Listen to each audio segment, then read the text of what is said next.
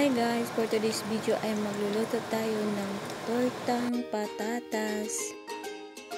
Una natin gawin mga ka-Ate Mars ay lutuin muna natin ang ating patatas at ating palambutin ito. At habang niluluto natin ang ating patatas mga ka-Ate Mars ay naghanda tayo ng kamatis, sibuyas, cubes, paminta, food coloring, garlic powder, at hiniwa-hiwa natin ito ng sobrang liit. At pagkatapos mga ka-Ate-Mars ay nilagyan natin ito ng itlog at ihalo-halo po natin lahat.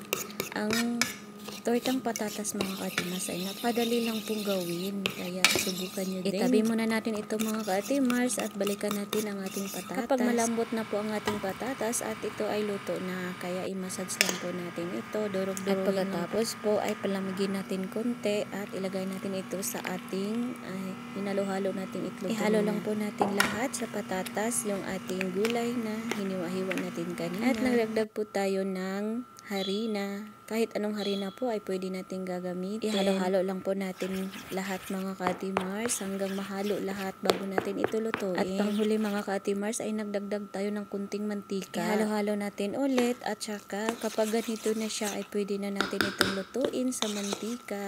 Umpisahan na natin mga ka-Ate Mars. Painitin lang natin yung mantika bago po natin ilagay ang ating harina. Napakadali lang po itong lutuin mga ka-Ate Mars, kaya gayahin nyo na. Ito na siya, luto Marami po salamat sa panonood guys at sa inyong pagsuporta. Sana po ay magustuhan ninyo ang aking video. Huwag niyo po sanang kalimutan mag-subscribe para updated po kayo sa aking mga video. Thank you. Have a great day.